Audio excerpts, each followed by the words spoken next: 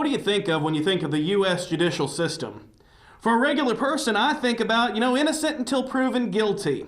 I think of being judged by your peers.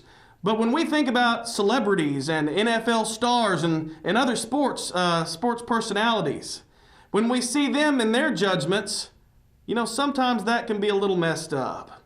There are evidences of poor human judgment when we look at different athletes. Let's look at Dante Stallworth.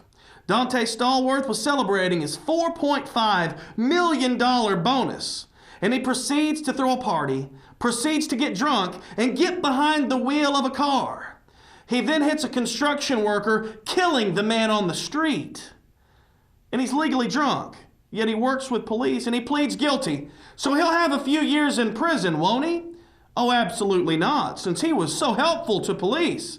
He faces no jail time. His plea deal involved him losing his license and doing 1,000 hours of community service.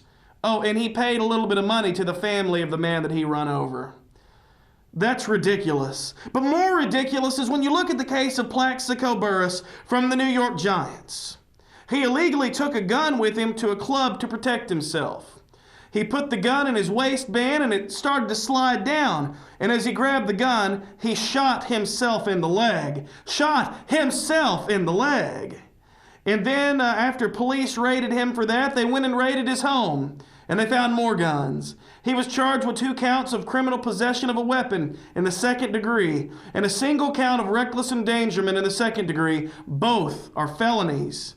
Now Burress accepted a plea deal that they made an agreement.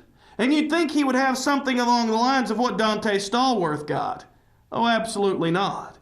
His plea deal involved him going to prison for 2 years.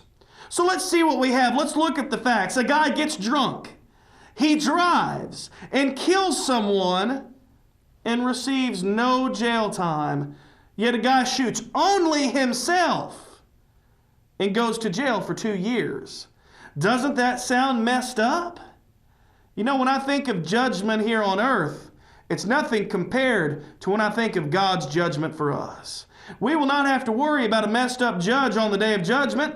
There won't need to be a defense because God knows our hearts. God is a great God. God is a good God. When we look back and people study their Bibles, they see this vicious and mean God in the Old Testament that would support the Israelites and would vanish all these different people and killing them and striking them down in war. And for some people think that this God changed and mellowed out and grew a big beard like Santa Claus and that you could just show up in your PJs and crawl up in his lap and play in his beard and that God was just going to accept whatever you do.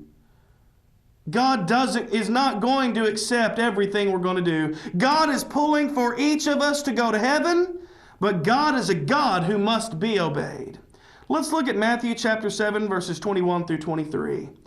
Not everyone who says to me, Lord, Lord, shall enter the kingdom of heaven, but he who does the will of my Father in heaven. Many will say to me in that day, Lord, Lord, have we not prophesied in your name, cast out demons in your name, and done many wonders in your name? And then I will declare to them, I never knew you. Depart from me, you who practice lawlessness. God will be our judge. The creator of the universe will be our judge, and that judgment will be precise. There will be no mistakes. There will be no appeals, and there will be no coach's challenge, no red flags, or an instant replay. The judgment of God is final. Whether we end up in heaven or we spend an eternity in hell, on the day of judgment, we're going to know why. This is how I envision the day of judgment. If you haven't obeyed the gospel, everything you've ever done in your life, both good and bad, both public and secret, God will bring forth to your vision. And when you're swimming in the lake of fire for all eternity, you'll know why you're there. But those who have obeyed the gospel, those bad things are gone. The sins repented of and asked for forgiveness are sent as far as the east is from the west. Those lives are what will end up on Sports Center, our own personal highlight reel, where we will see the things that we did that the Bible told us to do. On the day of judgment, we can be happy or we can be sad, but we know that God's judgment will be perfect.